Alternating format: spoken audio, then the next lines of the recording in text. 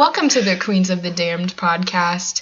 We've been talking about politics for the last 30 minutes, so we decided we needed to talk about something a little bit lighter. Today's episode will be the Manson murders. I feel like I need some really dramatic music to go with that. We do.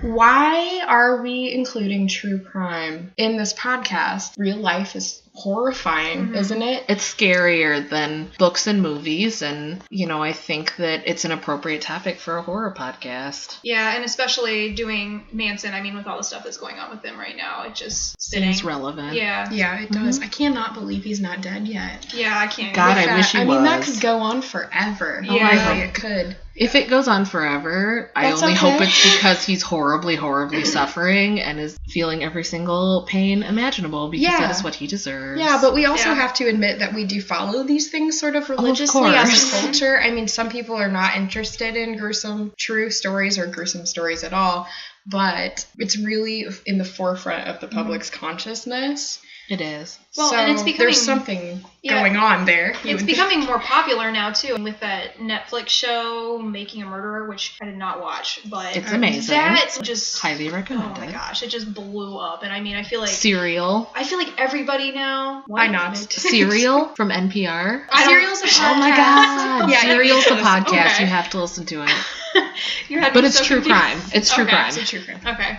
So because we've decided to cover true crime, we decided to start with a very famous one. Yeah. Miranda, who's our expert, can take us away. Man, that's a lot to live up to right there.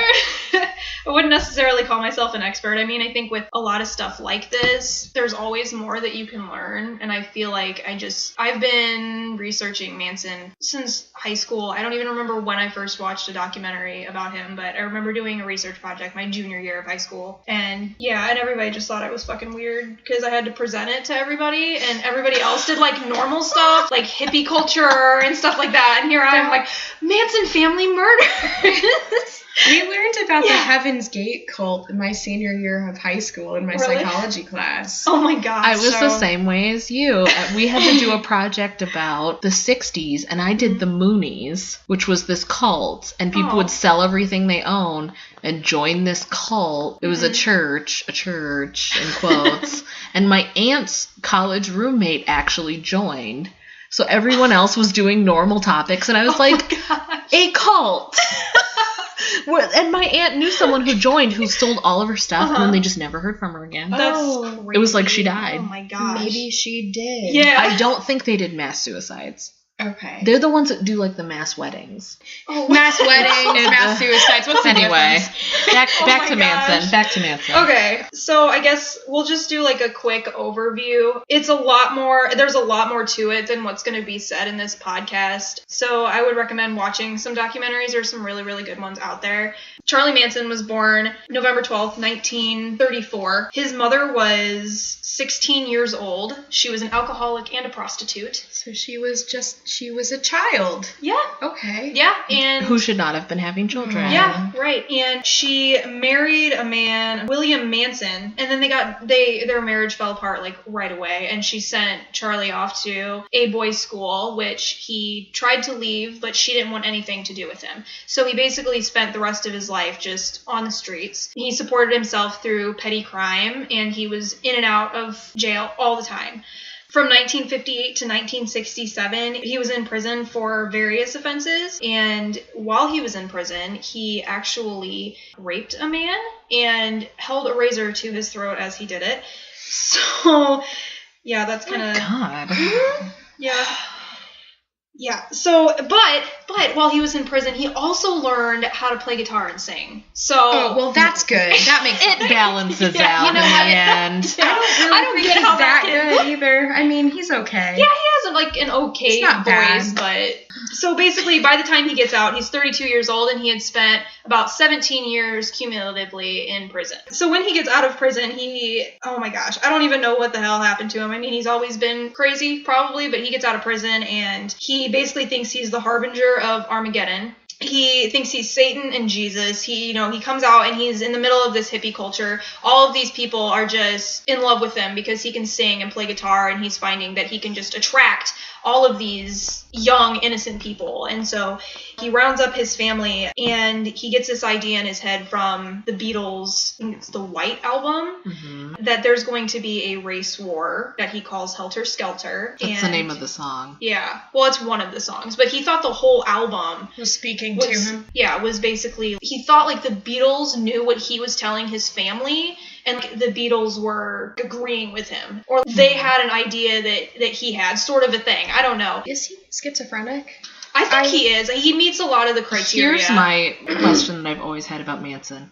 Do we really think that he believes all this shit? Or do we think that he is saying it because he could get other people to believe it?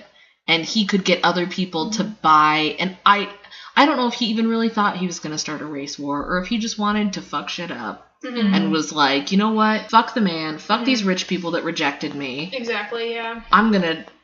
But he was too chicken shit to kill them himself, so he gets other people to do it. That kind of thing has always been in the back of my mind, is that I don't know if he really believes any of that. Because you'd think if he did have a severe mental illness in prison, he's gonna be forced to be medicated. Has he been... I don't know how this works, but has he been tested? Have they done... They would have before the trial, because they would have had to make sure that he was mentally competent to stand trial. I would figure, yeah, that, you know, because... But they were kind of, like, disruptive during the trial, I thought. They were all kind of singing and laughing and giggling and the all that girls kind of stuff. were. I don't know that he was. I thought he was difficult. I thought he tried to throw something at the judge. It wanted, like, a pencil or something like that. I thought that they were all disruptive in trial. I know the girls were, but didn't they shave their heads? Yeah. Yeah. So and he, carved that... it's a swastika. Yeah, the swastika into his forehead. Now it's tattooed on him, but he carved it in for the trial. But I don't know. I've never really bought that he really believed it. I think he just... clearly he had some kind of mental issues, but whether he was just an extreme narcissist, I don't know that I ever really bought that he really believed that he was the Antichrist or whatever he said he was. That is, I think, one of the symptoms of schizophrenia, though, is believing that you're Jesus or thinking that an album is delusion directly to you. Yeah. But I will say, just for the record, schizophrenics in general are not violent people. They are way more likely to be the victims of violence than, I think that there's obviously not that I think you guys are doing this, but in the media, I think there's a tendency to demonize people with mental illness and say, well, the crazies are coming to get you. And that's what makes me just question it, is that, and I also feel like if he was schizophrenic, wouldn't he have gotten treatment by now? Exactly. I mean, he's in prison. He's been, pretty decent in prison, though, I thought. He's been... I thought he got in trouble for something, but I could be wrong. Who knows? If he did, I didn't hear about it. I thought that he's been pretty docile in prison. I mean, now, I don't think he believes... No, I'm pretty sure he doesn't believe any of this stuff. He doesn't believe Helter Skelter or anything. Pretty sure that he's just, solely concerned with the environment now, and that's why a lot of people are following him again. It's because that's his... God! Guys, just be fans of Smokey the Bear or something. It's so much better. Smokey the Bear needs your support right now. He never killed anybody that we know of. Well, he technically didn't kill anybody either. I mean, I'm not supporting him in any way, but just throwing that out there, he technically didn't kill anyone. He didn't lay hands on anyone. Right, yeah. And, I saw somebody on Facebook that I saw a conspiracy about all this on Facebook. And, oh shit, I hope. I'm talking about a couple. Okay. Well, I'm not going to talk about the conspiracy. I'm just hoping that this person doesn't hear this, but I guess we're just going to go for it. They commented on it and they were like, I hope they let him out soon because he's an innocent man. And I'm just like, what the fuck are you talking about? What are you talking about? What'd you say? Someone lit him on fire while he was in prison. Oh my God, are you serious? That's what I was trying to look up. So, just because we were just talking about if he had been in trouble in prison. So, apparently, there was another prisoner who was a Hare Krishna who was doing his chanting, and Manson objected to it and verbally threatened him. So the guy threw paint thinner on him and set him on fire. I think that qualifies as trouble. In 1997, he was found to have been trafficking in drugs. What? Yes. Oh my gosh. No way. Yeah. In 2007, they aired a complete version of the 1987 interview that he gave. He was unshackled, unapologetic, and unruly. He had been considered so unbelievable that only 7 minutes of it had originally been broadcast. Yeah, so it kind of sounds like he still has some problems. No. We interrupted you. I'm sorry. I just saw he'd been set on fire, and I was like, that's hysterical.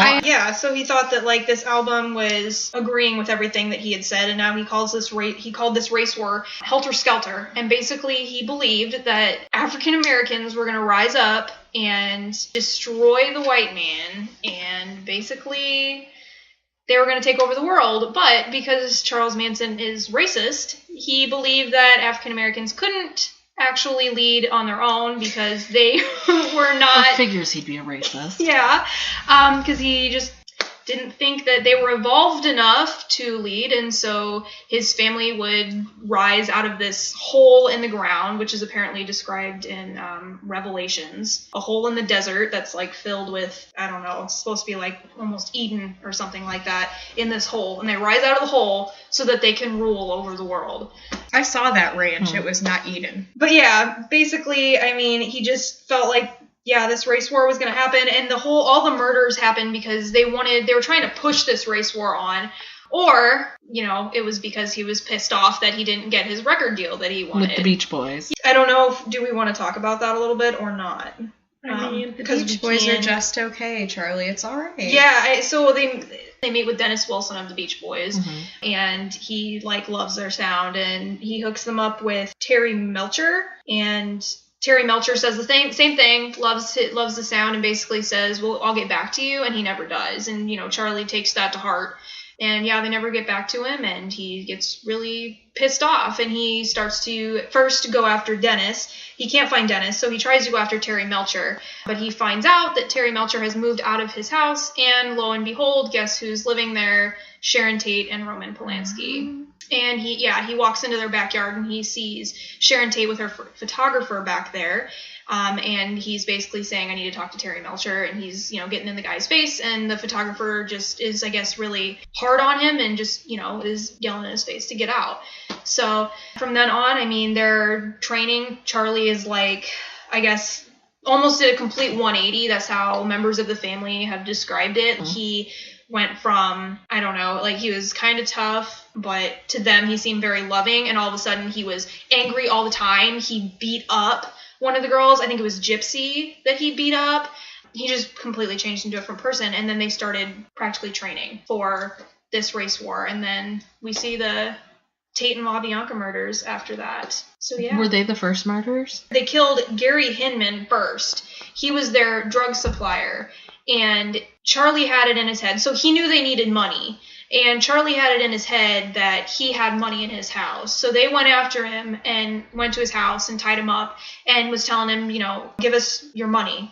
He ends up cutting off his ear, part of his ear, and then he won't give him the money, and so he tells the family to kill him. So that was technically the first death, but it's just not as popular because it's not Sharon Tate. So the Tate LaBianca murders were the first major ones? Mm-hmm. Okay. Yeah. And then it was a 2-day spree, I believe. Yeah, it was Sharon. It was the Sharon Tate ones, and then the day after, it was LaBianca, and it was because he was pissed off that they hadn't done it correctly. But weren't other people at Sharon Tate's house? Mm-hmm. So the Tate murders, it says they kill 5 people. Okay. Sharon Tate, J. Sebring, Abigail Folger, Wojciech Frykowski, and Stephen Parent, who was visiting the caretaker. So obviously the caretaker survives. Okay. I believe the caretaker's in like a pool house or something, and they don't know he's there. Yeah, because I know. And he like sleeps through the whole thing. I mean, he doesn't even know anything's going on. I don't know how you wouldn't be able to tell, but because they were all screaming, obviously. I mean, no, I think they were tied up and probably gagged. I don't want to get too much into the gory details, but I know that she was able to speak because I know she was begging them to just let her have the baby. Well, Linda Kasabian was outside when everybody was inside, and she said that all she heard was screaming. Okay. Inside. Yeah, and I mean, Abigail Folger and Wojciech Frykowski, the writer, they both got out of the house. They both got out running, but obviously they were caught outside and killed. I think it was Tex that caught Frykowski, and Susan Atkins caught Abigail Folger. Mm-hmm. And they just stabbed him to death. And I mean, it was just absolutely brutal. I actually have a quote from Susan Atkins. She said, when Sharon Tate was begging for her to let her live because of her baby, Susan Atkins looked at her and said, "Look, bitch, I have no mercy for you. You're going to die, and you better get used to it." That's too much for me right now. Well, they said also that had she received medical attention earlier, the baby was fully formed enough to have survived on its own. Oh my gosh. She was 8 months pregnant. Yeah. Yeah, I mean, she was almost there. That's just horrifying. In this documentary that I was watching, Roman Polanski, apparently when he got the call from his sister, he just broke down. I mean, how could you not? Yeah. I know we were sort of discussing this before. I don't want to get super into Roman Polanski because that's really heated for a lot of people. But the man's father was locked up in several concentration camps, survived. His mother, however, killed at Auschwitz. They had been forced into the ghettos in Poland. He was in hiding during the entire Holocaust. So he survives the Holocaust, gets out of Poland, and then has this other horrible thing happen to him. And it just, I mean, obviously it doesn't excuse any horrible thing that he did later. No, but that's going to fuck you up. And I think that it's possible to have sympathy for someone who's done something bad. I can have sympathy for his victim. You don't have sympathy for him for the horrible things that happened to him. You don't have sympathy for the act. The exactly. Act isn't excused whatsoever. Exactly, but I can still have sympathy for this horrible thing that happened to him. I mean, how could you... I don't know how he continues to go on. I don't think I could, to be honest with you. Yeah. And I mean, he was about to come home. Yeah. He was going to be home in the next day or so. Yeah. You would almost feel like survivor's remorse there. If I had been there, maybe I could have saved her. Yeah, if I had just come home a day early or something like that. If he had come home a day early, he might have just died too. Yeah. But he would have. They would have killed him for sure. But I'm sure he, over the years, has gone through the what ifs of, well, if I had come home, maybe we would have gone somewhere else and she wouldn't have been there. Or the friends, I mean, who knows? Who knows what would have happened? But these murders caused a lot of anxiety for the wealthy. And, and people in California in general. Was totally shattered.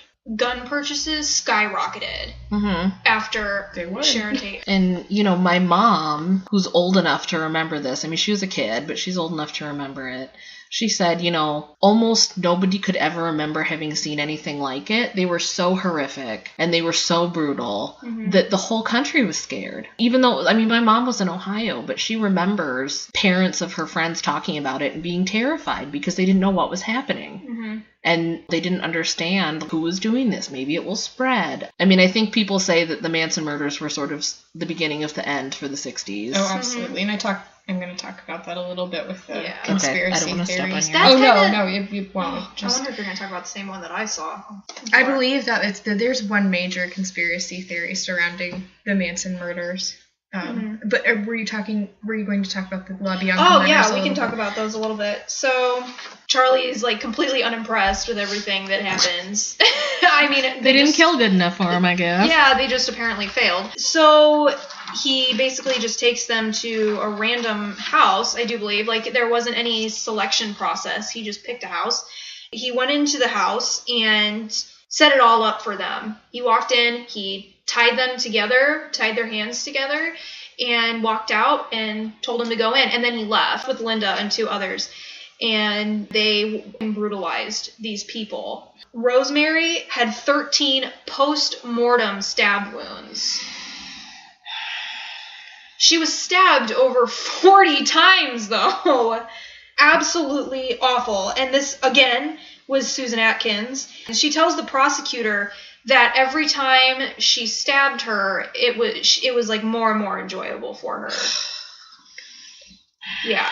And Susan Atkins is actually the one that just destroys everything for the family because she goes to prison later on and brags about everything. And that's how everybody gets caught. So she is just, that's why I said earlier, she is nuts. To me, she's the scariest one in the group because she enjoyed every bit of these murders. I wonder if she would have turned out that way. Anyway, if she just needed an outlet, an excuse, a way to have that be something like her mission. I don't know. I can't imagine someone being so in control of me that I could do something like that. So I don't know. Yeah. I don't know if you could seriously be so manipulated that it was something completely out of character, or if you, not that you necessarily would have killed someone, but that you would already be like predisposed to violence, and then he just happened to find these people that were predisposed to violence, so it was easier to manipulate them. Well, see, and I was kind of thinking about that. I think that there are some people that were more predisposed to it than others. Some of them were instantly, maybe not instantly, but they were more suggestible. But then you have people like Linda who didn't want anything to do with it and left and wasn't really ever under his control. I mean, she wouldn't do anything. She was supposed to help out in the Sharon Tate murders, and she wouldn't do it. And Tex was just pissed off at her after they got back in the car because she didn't do anything. She wouldn't do anything. So I think some of them were more suggestible, and others just weren't. And I don't know how that works. I would really love to understand what happens in the brain. He completely hypnotized these people. He broke them down into pieces and reshaped them into somebody entirely different. But in the case of Susan Atkins, maybe even just brought out characteristics that were already there and made them more intense. Yeah. But what gets me is this, I mean, to me, the scariest part is not even completely that he broke them down and remolded them, but that they thought they were in control the entire time, and they weren't. That he was in control of them, and they didn't even know. That's terrifying. Well, I don't know if they didn't know, though, because he was constantly telling them to let go, to lose control, to open themselves up, to just, let go of everything. So, I don't know. I'm not 100% sure. I think, like, a lot of what the hippie movement is about is letting go of control and just letting life be and just doing what feels good and what feels right. But perhaps in a more positive way. Yeah. But when you have somebody like Charles Manson who's doing the things that he's doing, I mean, when they went on acid trips and they had their orgies, he would either not take anything or he would barely take anything so that he was in control, and he would mess with their minds while that was happening. And that's what makes me question the whole schizophrenic, didn't understand what he was doing, or was so deluded that he thought this was a real thing. I mean, it just has always sounded to me like he knew exactly what he was doing. Yeah. I mean, he purposefully didn't take drugs so that he was the only one who was sober. Yeah. And he could control every single thing that was happening. To me, that is purposeful. That is not, I'm out of my mind and I think that I'm Satan and that's why I'm having you all do this. To me, to brainwash and not just one person, but a group of people to that extent, you have to know what you're doing. You have to know exactly how to do it. I mean, you have to know the exact right things to say to these people. Yeah. I've just never bought it. I don't know. I don't really know.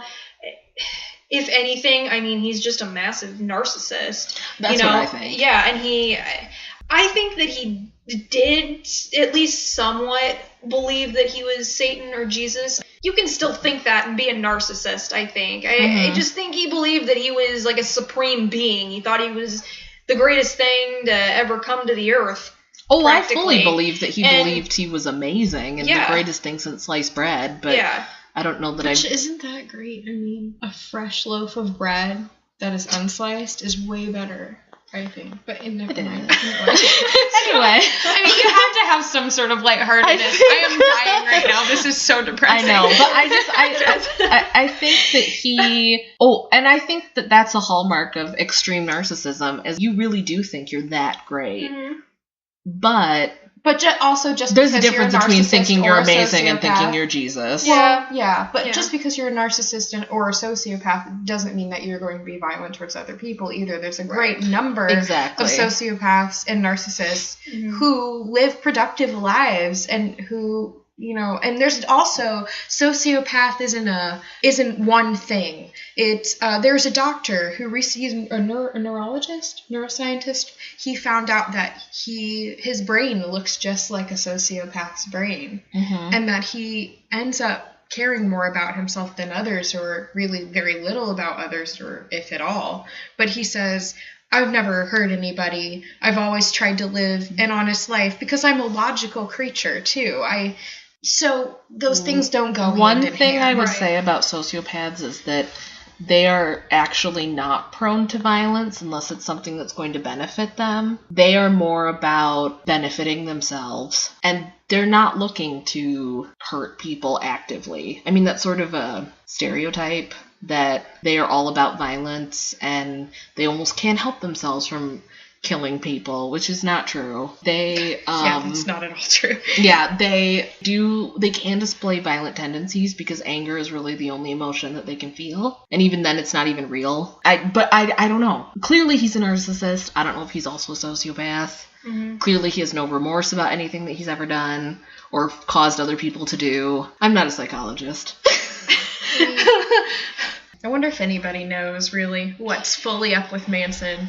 I think people have tried. Probably. But you can't get a straight answer out of him, so how would you, and he knows how to manipulate people, so how could you seriously evaluate him? He would have to be honest, and I don't think he's ever been honest a day in his life. Yeah, he's always been interesting to me. As a psychology student, I always been fascinated by him, and actually a long time ago when I was first decided that I wanted to go into psychology, I actually wanted to be a counselor in prisons because of this, because it interested me so much.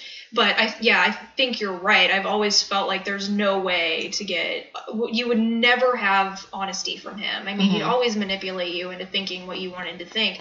And I don't know. I have no idea how anybody could diagnose him. I'm sure that if you were a psychologist or psychiatrist, you could make an educated guess, but I don't think you could ever truly diagnose. There's a show on Investigation Discovery, and of course now I'm bringing it up. I can't remember the title, but what it is it's basically this famed criminologist or criminal psychologist, I guess, who is diagnosing various serial killers or famous killers. And he did diagnose Manson as, I think, a psychotic narcissist or something like that. Yeah, I was going to say there has to be some form of psychosis with him because he's just... Oh, there is. There's no relation to reality there. But I don't know. I don't think you can fully diagnose somebody without... No. Talking to them. I mean, that's like an issue with diagnosing yourself or diagnosing your friends. You're biased. So I don't know if I agree with that idea, diagnosing serial killers without speaking to them, I think also that when you get into people like Manson, they're so famous and everyone knows what he did and everyone's horrified by what he did. How could you ever go in and be impartial when you were diagnosing him? I mean, psychologists and psychiatrists are humans too. I don't think you could. I think you would be so repelled by what he'd done that it would color, even if he was honest, you would be like, well, he's probably lying because I know that he's a liar. He's, manipulative, that kind of thing. That's a complete catch-22. Yeah. It is. Well, speaking of psychology, we wanted to talk a little bit about the book The Girls by Emma Cline, which goes into the psychology of why someone, especially a female, might join the Manson family. Does it really go into more about, well, I know it's called The Girls, but do you think women are more partial to it, or what's up with that? For as far as it being the girls, there was a Manson guy.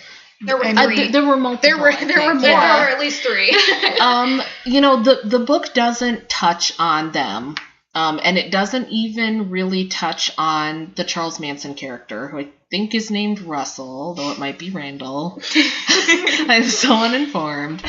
It more touches, like you said, on why you would join. So when I read the book, I thought that it was going to be about how you could be manipulated into murdering somebody. What happened to these women that they could be talked into this kind of thing. They don't really get into that. The protagonist of the book, Evie, she does not participate in the murders. She is 14, I believe, when she joins the cult. And she joins because, so she's having issues with her mother. I mean, it's typical teen angst. She's having problems with her mom. I think her parents are going through this horrible divorce. She's just generally unhappy, and she meets this woman, another girl, but she thinks of her as a woman because she's 19, named Suzanne. And she becomes not only fascinated with Suzanne, but it's sort of hinted that she becomes attracted to Suzanne. She's very confused. And that's another part of the book, is sort of, she's 14, her sexuality is really starting to get going, but she doesn't understand it. And they basically just sort of take advantage of it. Not even the other girls are taking advantage of it. Russell, the cult leader, is the one taking advantage of it. And so that sort of given is the reason why you would join, is that their lives were not what they wanted to be because they were teenagers, and frankly, teenagers are stupid. And this man was presenting them with this great life. Your parents aren't here. You can do whatever you want. You can take drugs. You can drink. You can wander around. You don't have to work. Honey, just can wait do for whatever you college. want. Yeah. I know, but when you're 14, it seems like forever. It seems like high school and your horrible teenage years and everything is the end of the world when you're 14, right? Yeah. Your hormones are raging. You don't understand that there's a life beyond this. It just seems so far away. When I was 14, 18, and college seemed like a life. I was like, I'll never make it. Yeah. I'm never going to make it. It went by really slow for me too. So I think it does for everybody. And now I'm just like, wait, stop. Being an adult is terrible. Yeah, so I mean, it really does go more into that, kind of why you would join. It doesn't go as much into the murders. She doesn't, like I said, she doesn't participate. And it's clear, and that's not a spoiler, the book, like the framing device of the book, is her as an adult, and she's not in prison, kind of recounting what's happened. It's like 30 years later. She's in her 40s, and she kind of has never gotten her life together after this, basically. She doesn't participate in the murders, but it changes who she is. One of the things that I really liked, I actually have the quote here. So at the end of the book, there's always this feeling from her almost that she doesn't actually want to, at least this is how I took it. I could be completely misinterpreting it. But she doesn't actually want to have participated in the murders, but like, what if she did? Mm-hmm. I mean, at the end of the book, she says, I got the snuffed out story of the bystander, a fugitive without a crime, half hoping and half terrified that no one was ever coming for me. And that's how she feels. She feels almost like, would it have been better to at least have the notoriety of having committed these crimes? Because at least then I was somebody and I did something. And now I feel like half my life has gone by and I have done nothing. Wow. Mm-hmm. That I was part of this, but I was never really a part of it. I still ended up getting left behind. So she's struggling with personal meaning as far as that experience went. Yes, exactly. And that's just kind of what the book's really beautifully written. I could see where, like, I read some of the reviews before I read it, and I could see kind of where it's not for everyone, because I think a lot of people were expecting what I was expecting, and then when it wasn't that, they were disappointed. Mm-hmm. They were like, oh, it's just another story about a teen girl who's upset. But it was really beautifully written. I personally love stories about teen girls that are upset. This is not a young adult book, but I read a lot of young adult, even though I'm obviously an adult. So this is her first book. I would definitely read anything else that she wrote. Highly recommended. And if anyone who's listening is a writer, please write a book about why or how you could be driven to murder. Like they did, because I really am interested in it, and I don't understand. We said multiple times, we don't understand. Wow, I also feel like maybe the author thought about doing that, but then thought that's such a touchy subject. It is. My one interpretation of how that might be could upset a lot of people. I don't know. Yeah, and I think like a lot of the times people take an explanation as, this is what really happened. Well, no, like, trying to make sense of what happened, people kind of, like, when people give explanations for things like this, I think it's a lot of the times taken as justifying it or something. Mm-hmm. And so it is a really hard thing to talk about. That's kind of like me saying, he's technically not a serial killer. Like, it sounds like I'm justifying it, but I'm not. Right. He's not technically a serial killer or a mass murderer or whatever. So those things really aren't taken very well. We say we want to hear it, but then the majority of the public is like, well, what makes you think that this makes it okay?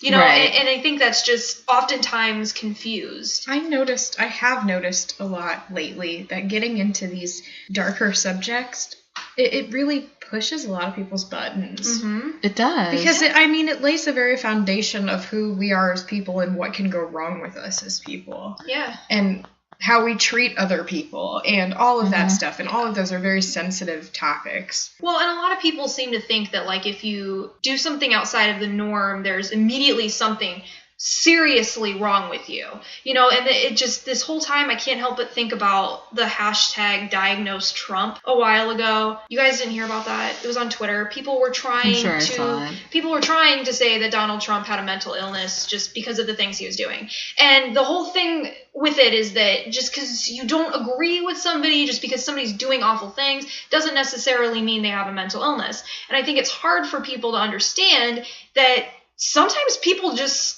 have different opinions, or they just do bad things. I mean, mental illness just has this weird stigma around it, and it's like there's nothing wrong with having it. Yeah. So it's even like if he normal, did, it's not trying to say he has a mental illness and therefore he's a bad person. Right. Well, he is a bad person, I think, but the fact of him having a mental illness doesn't make him wouldn't make him a bad person. Right? And then I think sometimes people use the idea that someone has a mental illness as an excuse. Oh, well, he wasn't really in control of what he was doing because there's something wrong. Mm-hmm. But there isn't always something wrong, like you said. Yeah. And then this all circles back to, was he really believing he was Jesus? Yeah. Sometimes people are just bad people. Right. And sometimes they just want to do bad things, and you use that kind of thing as an excuse to do bad things. Sometimes people have a mental illness and they are a bad person. Exactly. But it's not their mental illness that makes them a bad person. It's too complicated. We're gonna have to do an episode on this because I wanted to talk about. But I highly recommend The Girls to anyone who's kind of interested in why someone would join a cult like this. One other thing that I really liked about it is that she does a good job of not judging these women for joining. Now, we can judge them for killing people, obviously. Hell yeah. But these were vulnerable girls, young, stupid, because you're always stupid when you're that age, but you think you're not. You think you know everything. And that he was just someone who could take advantage of that, and who was so good at manipulating them that a lot of the times they didn't realize they were being manipulated. I feel like I need to ask a question, but I'm scared to ask it. Do you think that this story would have changed if it were part of the Manson family who was a male telling the story? Do you think there's anything about the story it would have changed? Because, and you know why I hesitate to ask that is because the other day I was watching an interview with the girls from My Favorite Murder, and it was the two guys from the Cracked podcast and Georgia and Karen, and one of them asked, do you feel that you have more Murderina fans than Murderino fans? Do you have more women who like the podcast than men? And he was like, well, is that a sexist question? And Georgia was like, yes, it definitely is. And basically he was asking why women in general are drawn to dark things, and I'm kind of thinking, like, if I ask specifically about women, it just becomes weird. No, I don't think so, because I do think, now, this book does not get into the male members of it. I think that it mentions that there are male members because one of them, I mean, since it's so clearly supposed to be the Manson family, does obviously participate in the murders, but again, the murders are so far removed from the plot of the book that they're like an afterthought. It's just something that happens. But I would assume that the reasons that the men joined were different. I don't know for sure, but I think that Tex Watson was a little bit older than the girls that joined. So I don't know if it was I mean, who knows? Who knows? I feel like asking that question for me kind of makes me go, am I saying that women are just neurotic people who join cults? Like, I would say no, because clearly Tex Watson was also manipulated just as much into committing these murders. So no, I mean, I would say that that's not a sexist question. But I think that because Charles Manson was, I guess by a lot, now I personally don't find him attractive, but a lot of people did, or still do, apparently. I would say that because he was a conventionally good-looking white man who played the guitar and sang and all of that kind of thing, I think that it was easier for him to appeal to women. Yeah. Yep. I would say that's true. I wouldn't say that women are more likely to join a cult. No, and of course I wouldn't say that either. No, but I would say that in this instance, it was easier for him to appeal to young women and teenage girls. And also, I would imagine, frankly, he didn't want the competition around of a lot of men. He wanted to be king of this family. Of course. Yeah. Yeah. He did sleep with the men, though. He slept with everybody. So, I mean... Yeah, no, he did. Yeah, I don't know. I don't know. I have no idea what I was planning on saying. Well, no, that's a good point, because maybe it's not then. He needs to keep the men exclusively away from the women, because the men are going to be interested in the women. But they all slept together. Like, they had orgies. They all had sex with each other. Well, I guess maybe then that wasn't an issue. Yeah, so I'm saying, like, I don't think it was competition. I don't think it was sex. I think it was primarily just, like you said, that was his audience. For him, yeah. That's the people that he was appealing to. It's going to be easier as a man to attract... What? I'm cold. I'm freezing. It always gets really cold up in this attic, right before we're done. Yeah. Recording, which is thinks scary. Something wants us to leave. We've been here for a while. That's pretty much the girls. I mean, that's what it gets into, is really the psychology. I think she got a huge advance for it. I mean, I remember when it was going to be coming out, people were like, oh... publisher paid like $1 million advance for that. I probably just made that up, but they paid a lot of money for it. So it was a great book, and she is clearly a very talented writer. You can't tell that it's her first book, which is always a good sign. Yeah. So yeah, I don't know that I've ever read any other fiction that was supposed to be the Manson family. The only other thing I've ever seen is the show Aquarius with the babe Charles Manson. But that was David Duchovny, don't forget him. He was the big star of it. Fuck Mulder. That was so good. I'm so mad that they canceled it. Nobody was watching it but you. Oh, I know. My parents were watching it. Come on, there were 3 of us. I watched it on Hulu later. It was good. I remember hearing about it months before it came out, and I was so excited. It was like, yes, the Charles Manson show. It's going to be so cool. And then it never came back. I think just a couple days ago, I was like, what happened to that show Aquarius? It had 2 seasons. Did it? Yeah. Wait a minute. I don't remember if I saw the second season. So the first season was like before the Manson murders, and then the second season gets into like the time of the Manson murders, and then it gets canceled. I don't remember. But we all know how it ended. We can just read a book about it. Yeah. Okay. Do we want to get into conspiracies? Let's talk about some conspiracies. We wrap it up with some conspiracy theories. Let's do it. The first one, I found this guy on Reddit who just...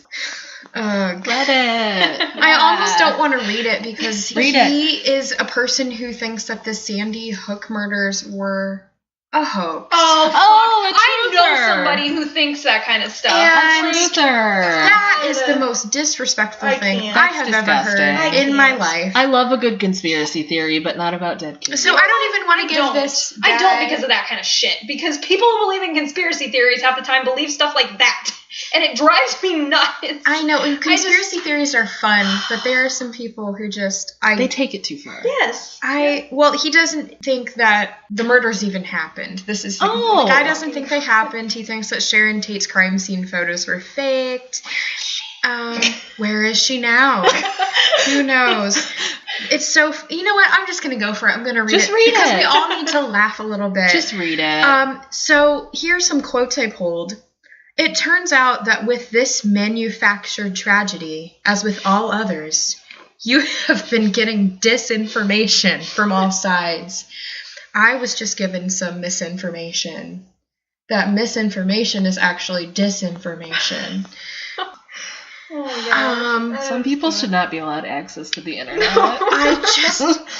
Famous author Joan Didion wrote, now don't put words in Joan's mouth. Many people I know in Los Angeles believe the 60s ended abruptly on August 9th, 1969. Ended at the exact moment when word of the murders traveled like brush fire through the community. Okay, there's that. But he's using Joan's words to say that not only did the CIA plan this out, which is this, I should have started with that one probably, but that just it never happened. And here are his reasons, some of them. I didn't read the whole thing because I just couldn't stand. but anyway, what he says is Sharon Tate was an actor. Good observation. Her career started in 1965 with the movie Eye of the Devil, a movie about devil worship, everything's connected, and sacrificial murders, where Sharon plays a witch. but that has nothing to do with it. More recently, she had played a vampire in The Fearless Vampire Killers. Then she played a slut in The Valley of the Dolls. Wow. She wasn't a slut. Jennifer's the only one that you ever feel any sympathy for, but it's completely ruined because that book is terribly written, but it's also my favorite book of all time, so then read it. She had a bit part in Rosemary's Baby. Oh. Curious how all these films have to do with babies, blood, and death. I think you're on to something here. It's all coming together. Now, that's all I pulled from the article, but the one comment, the one person who actually replied to this on Reddit. Bless that person. Their first sentence is, after reading your theory, I have come to the conclusion that you are an idiot. I'm not going to even read the rest of the comment because I think that just sums it up so well.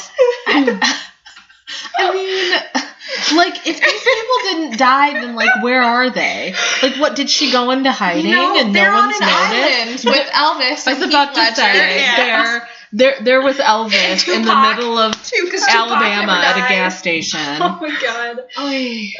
So the more serious conspiracy theory is, like I said, that the CIA tried to influence these murders.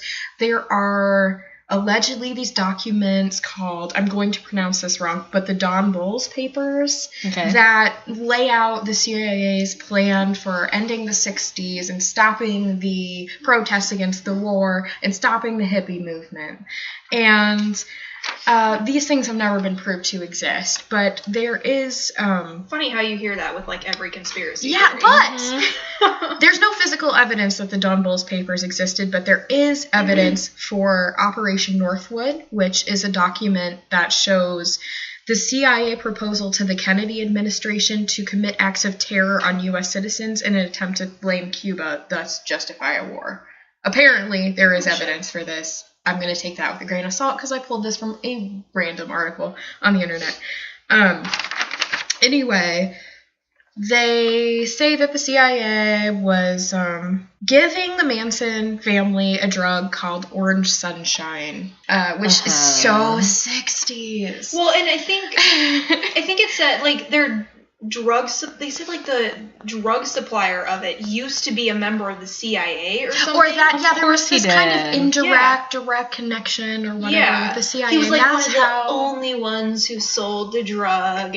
That's how they got it. Sure. Allegedly. Well, and I think the CIA did do LSD experiments, but I think people were willing participants. Yeah. But maybe not. Who knows? So this guy named Schlund, he says this. Yes. Sorry, I'm 12. I know. Unfortunate name. So am I. Together, we're 30. He says that the war was going badly and the American people were protesting in ever greater numbers with pictures of pretty flower girls on TV nightly protesting. The CIA needed a way of showing the American people that these pretty little flower girls were really Satanists and evil and that the government was right and just in the war. To do this, the government needed to conduct a massive covert operation to convince the American people that these little flower girls were evil, and the free love and peace they talked of was really to cover up evil. And this person who wrote this article also says, no, this is where I just can't, because they said there's no doubt that the Manson family were under some sort of mind control. Because in the book Helter Skelter, Manson's prosecutor, Vincent Bugliosi, he talks in depth of Manson's mind control abilities and claims that they are comparable with those used by the U.S. military. And so it's not just really... But the person who wrote this article makes it sound like it's not just psychological manipulation. It's some sort of supernatural mind control that Charles Manson has.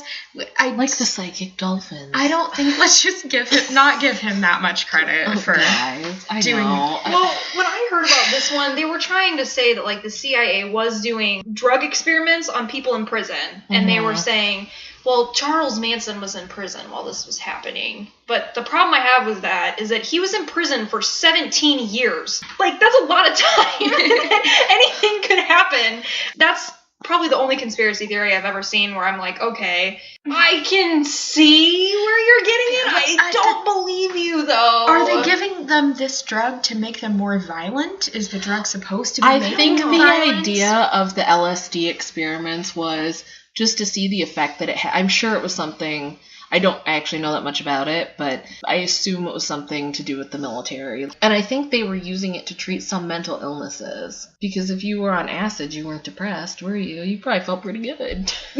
And so I think that was part of it. But I don't know that I've ever really heard anything credible about them testing it on unwilling people. Mm-hmm. But I guess they could have. I mean, we've certainly done it before, but all of those things from that time period and before that time period have since come out. You would think this would have come out by now. I feel like he would have said something about that too. If he's like so unstable, why wouldn't he just come out and be like, and everything he says is so strange, why wouldn't he just come out and say, the government's controlling me, like they controlled my mind when I was in prison, and right. Yeah, so that never came up, right? Yeah, so I don't know. I just don't believe it. I mean, it sounds like that the family were being given this drug, Orange Sunshine, which I assume is similar to LSD, to make them commit the murders. To make them more susceptible to manipulation. Which, sure. I fully believed that he was giving them a lot of drugs to make them more susceptible to it. They were whatever influence he wanted to. Yeah, they were always on something. But I don't know that the government was in. What would the point have been? Well, they said they wanted to, end the basically movement. to publicize that hippies are actually evil. That all that free love stuff is to cover up their evil acts. And that here's the proof, because here's this giant hippie clan that just went crazy. And what a failure, because people still protested against Vietnam. Yeah. Well, this was 1969, and the hippie movement pretty much ended then. At least Joan Didion says. So yeah, and most people say that too. Is that the hippie movement just like ended with that? With the Manson brought everything down. Yeah. Yeah, it is kind of a downer, isn't it? Okay. A little bit. A little bit of a party killer. Well, okay, so we run out of things to say. I just personally can't talk about this anymore. That was such a downer this episode. This is so depressing. I feel like we're done spiraling downward in misery now. Yeah. Well, now we can get back to politics and spiral down that way. I even want to talk about, we're trying to end the episodes with one thing that scared us in the past week. I can't. I can't even think about it. I'm already so friggin' depressed. I know. I cannot do this anymore. So I think we'll just talk about our next episode. Yeah, well, our next episode's going to be a little bit more of a lighthearted one. It's going to be Valentine's Day soon. Love. So we're going to talk about our bloody Valentines. Mostly just like characters that we don't think we should really like. But we love. And so, I mean, there's going to be so many things to talk about. Mm-hmm. I'll give a little teaser. Walking Dead fans, you're going to want to check out next episode. Because I'm going to be talking about a Walking Dead character. I'm not going to announce it here or anything. I'm about 50% more into you now. Oh my gosh. I think I just gave it away. I'm not sure, but I think I just gave it away. Oh. So if Nikki didn't just give it away, tell your Walking Dead fans. We want people to follow us on social media, so we're not talking to ourselves, although it is entertaining anyway. It is. So follow us. We are on Twitter and Facebook at QOTD Podcast. Yes. Yep. And tweet at us after you listen to this episode. Tell us what you think. If there's anything that I fucked up, go ahead and tell me. You can go ahead and yell at me on Twitter. I don't care. Please don't send me all of your Roman Polanski takes, because I don't care. I don't. I've heard them all, and I just can't. So please don't send them to me. Oh, that makes you an awful person, Meryl Streep. Thank you. I know. Well, Well, thank you for listening. Yes. Yeah. And we'll see everybody next week. Okay.